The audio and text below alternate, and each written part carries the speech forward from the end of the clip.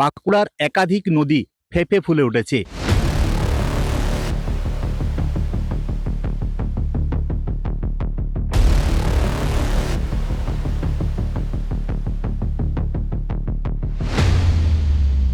এই মুহূর্তে আমি রয়েছি বাঁকুড়ার দ্বারকেশ্বর নদের উপর মিনাপুর সেতুতে।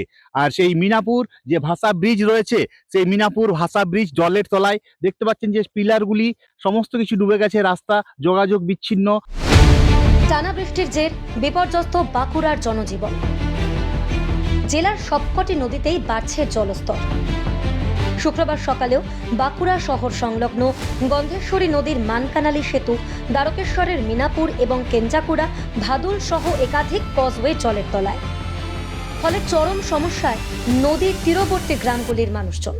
বর্ষাকালের সময় নদীতে প্রচন্ড নদী ভর্তি হয়ে যাওয়ার কারণে রাস্তা ডুবে গেছে এবং যাতায়াতে খুব অসুবিধা আমাদেরকে। নদী যখন বান কম থাকে তখন খুব সহজে আমরা বাঁকুড়া যেতে পারি, কিন্তু এখন বর্ষায় রাস্তা ডুবে যাওয়ার কারণে আমাদেরকে সেই রাজগ্রাম ব্রিজ বা একটেশ্বর ব্রিজ হয়ে ঘুরে ঘুরে যেতে হয়, তো প্রচন্ড অসুবিধা হয়। এটাতে খুব অসুবিধা হয়। এই পথে সব স্কুল আছে, আর ওদিক ঘুরে হলে রাজগ্রামে হয়ে মোটামুটি ঘুরলে ধরো 8-9 কিলোমিটার 10 কিলোমিটার হয়ে যাবে। আপনার মোটামুটি 1.5 কিলোমিটারের মতো, আর ওটাতে 5-7 কিলোমিটারের মতো ঘুরতে হয়। তো অনেক মানুষ যাতায়াত করে, আমরা বাসির বাসিন্দা, তো এই দিয়ে পেরিয়ে আসি, সবজি টবজি নিয়ে আসি টাউনে, বেদশান ডেকে অনেকটা ঘুরে আসতে হচ্ছে এখন। কোথায় একটেশ্বরের ব্রিজ হয়ে কিংবা রাজগ্রামের ব্রিজ হয়ে বেরিয়ে আসতে হচ্ছে আমাদেরকে। এটা একটু উঁচু করে হলে জিনিসটা ভালো হয়। প্রতি বছরে বান এলে এরকম হয়ে যায়। তারপরে তো ব্রিজ ভেঙে যায়, হ্যাঁ, ব্রিজ ভেঙে যায়, রিপেয়ারিং হয়। রিপেয়ারিং হয়, ওই রকমই হয়, সামান্য যেভাবে হয় সেভাবেই হয়।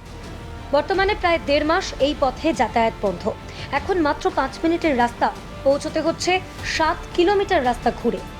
প্রতি বছর বর্ষা শেষে জোড়াতালি দিয়ে এগুলি সংস্কার হলেও পরের বছর বর্ষা আসার আগে আবার হয়রানি, অভিযোগ স্থানীয়দের।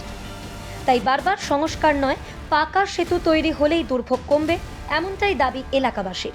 ওই পারে একাধিক গ্রামের মানুষ যারা রয়েছে, তারা এই বাঁকুড়া শহরে আসে সবজি সহ পড়াশোনা সমস্ত কিছু কাজে, কিন্তু তাদের সেই ঘুরপথে প্রায় 8 থেকে 10 কিলোমিটার ঘুরপথে বাঁকুড়া শহরে আসতে হচ্ছে। তার ফলে একটা সমস্যার সম্মুখীন হচ্ছে। তাহলে প্রায় কয়েক কোটি টাকা খরচ করে এই ভাষা ব্রিজ যে তৈরি করা হয়েছিল, তা সাধারণ মানুষের কি কোনো কাজে লাগছে? সে নিয়ে প্রশ্ন হতে যাচ্ছে। বাঁকুড়া থেকে মনোজ কর্মকার, এই সময় লাইভ।